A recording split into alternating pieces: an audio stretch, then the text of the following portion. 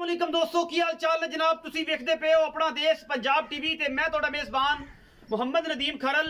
सब तो पहले अपने चैनल को करना है सबसक्राइब ते बेल आइकन ते क्लिक करना है कि अच्छी ते बेहतरीन वीडियो दा नोटिफिकेशन हमेशा ही तरह वीरां नूं मिलदा रहे ते वीर वेखते रहन। अज हमेशा ही तरह जिवें नीली दे ब्रांड तुहाडा वीर नदीम खरल लैके हाज़र हुंदा है, अज भी एक नीली दा ऐसा अनमोल तोहफा लैके हाज़र होया कि इंशाअल्लाह तुहाडी रूह राजी हो जाएगी। बाकी कहण नूं लैण देण नूं ते बड़ियां गल्लां होंदियां ने, लेकिन इंशाअल्लाह कोशिश मेहनत और जनाब पूरी तवज्जो दे नाल नीली दे ब्रांडां दी हमेशा कोशिश तुहाडा वीर नदीम खरल करदा है। और जनाब तुहाडे वास्ते एक दूजन झोटी लैके हाज़र होए हैं। पिछे जनाब कट्टा है 2 दिन दी सूई हुई है।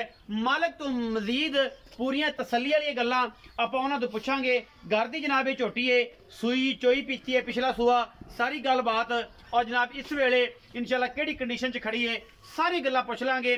मत्थे तो हल्की जी फुल्ली है, अखां दोवें बिलियां ने, गिट गिट पशम है, नास ते हल्का जिहा सफेद निशान है। मैं कुंडा सिंह है बेहतरीन और जनाब मैं डाका हड्डियां और चंगी तगड़ी खास नीली दी जनाब मझ है।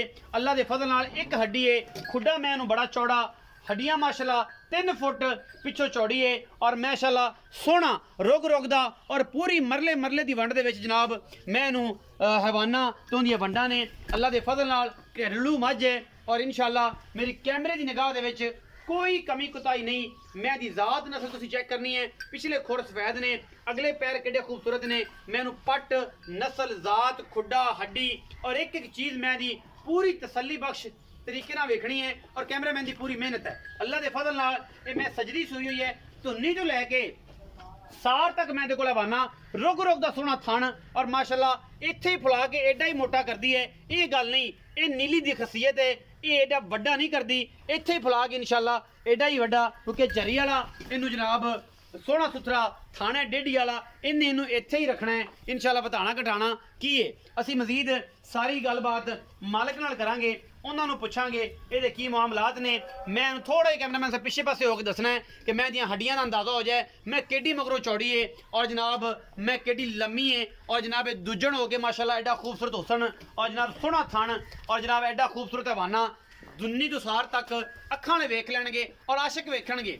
साड़ियां मझां इंशाल्लाह आशिकां नूं बड़ा पता है कि जनाब नदीम खरल नीली तो मझ लिआंदा है या बाहरों लिआंदा है या मल्लू मोड़ तो लिया के नीली बनांदा है। साडी मैं दे विच कोई नकाती कोई गलबात बंदा कह दे साड़ी मैं जूं दी नहीं, असी जनाब ताबेदार बैठे हैं। मरले मरले की पूरी वंड और सोहने सुथरे जानवर हमेशा अपना देश पंजाब टीवी की जिनत बनते हैं। मैं कैमरामैन साहब कहांगा बच्चा विखा देन, उस सुबह जनाब आप चाचा जी कहांगे कि गली टोर के घर दी क्योंकि मैं डरदी डरांदी है तो तसल्ली करा दईए जिंदे विच कोई कमी कुताही ना होवे। बाकी कैमरा और कैमरे दे विच दित्ती हर चीज़ पूरी तसल्ली बख्श है, कोई वादा घाटा नहीं अल्हम्दुलिल्लाह। और कैमरामैन पूरियां तसल्लियां दे नाल ए जनाब पिछे कट्टा है, दूसरा दिन सूई नाड़वा जे नाल ही जी डिग्या नहीं।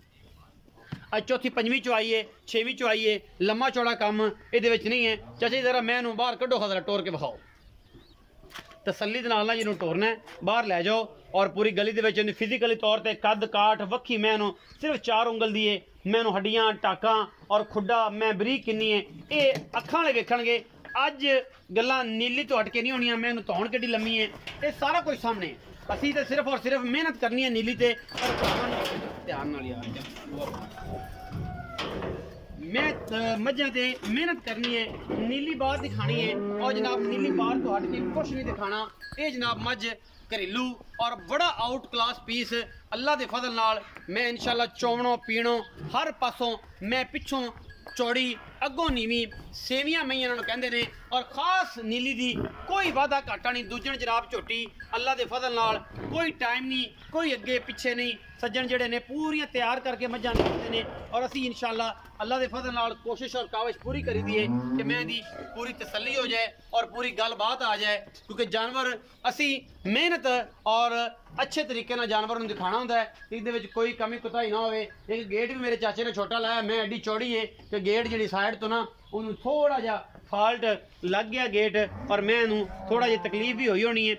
मैं चेक करना है, अखां वाले बेली चेक करनगे, आम बंदे दे वस दा रोग नहीं है क्योंकि असी तो सिर्फ और सिर्फ मेहनत करके नीली दे ब्रांड और शाहकार दिखाने ने। बाकी गल्लां असी मालकां नूं पुछ लैने। आओ जेड़ा होना सी हो गया, गेट भी छोटा है तो मई चौड़ियां लिया ਤੁਹਾਡੇ ਘਰ ਦੀਆਂ ਨੇ, ਜਿਵੇਂ ਮਾਸ਼ਾ ਤੁਸੀਂ ਆਪ ਚੌੜੇ ਜੇ ਤੇ ਐਵੇਂ ਨਾ ਕਰਿਆ ਕਰੋ, ਗੇਟ ਵੀ ਵੱਡਾ ਲਵਾਓ। अस्सलाम वालेकुम जी। वालेकुम सलाम। चाचा जी पूरा नाम, प्यारा जा नाम ते जनाब दसो की है ਤੁਹਾਡਾ? मेरा नाम अली हसन है जी। अली हसन। ਇਹ ਦੱਸੋ ਅਲੀ ਹਸਨ ਭਾਈ ਵੀ ਲੱਗਦੇ ਹੋ, ਚਾਚੇ ਵੀ ਲੱਗਦੇ ਹੋ ਕਿ ਜਿਹੜੀ ਮੈਂ ਇਹ ਘਰੇਲੂ ਹੈ? घरेलू है जी, बिल्कुल घरेलू। ਪਹਿਲਾ ਸੂਆ ਪੀਤਾ ਜੀ? बिल्कुल पीते। ਤਸੱਲੀ ਬਖਸ਼ ਹੈ। तसल्ली बख्श। ਇਹ ਕਿੰਨੇ ਦਿਨਾਂ ਦੀ ਸੂਈ? आज दूसरा दिन है जी। ਦੂਸਰਾ ਦਿਨ ਹੈ, ਚੌਥੀ ਪੰਜਵੀਂ ਚਵਾਈ ਹੈ। बिल्कुल। ਅੱਛਾ, ਤੇ ਇਹ ਇਸ ਟਾਈਮ ਜਿਹੜਾ ਚੋਣ ਦੁੱਧ ਹੈ ਸਾਰਾ ਨਿਚੋੜ, ਜਿੰਦੇ ਵਿੱਚ ਛੱਟਾ ਫਾਰਾ ਵਾਧਾ ਗਾੜਾ ਤੁਸੀਂ ਘਰ ਚ ਹੋਈ ਪੀਤੀ ਹੈ, ਤੁਹਾਨੂੰ ਬੜਾ ਪਤਾ ਹੈ ਕਿ ਮੈंने ਪਿਛਲੇ ਸੂਏ 12 ਕਿਲੋ ਕੀਤਾ ਹੈ, 16 ਕਿਲੋ ਕੀਤਾ ਹੈ, 18 ਕੀਤਾ ਹੈ। ਹੁਣ ਕੀ ਕਰੇਗੀ ਤੇ ਬੰਦੇ ਵੀ ਵੇਖਦੇ ਪਏ ਨੇ, ਅੱਖਾਂ ਵਾਲੇ ਵੇਖਦੇ ਪਏ ਨੇ ਮੈਂ ਨੀਲੀ ਦੀ ਹੈ ਜਾਂ ਨੀਲੀ ਤੋਂ ਬਾਹਰ ਹੈ।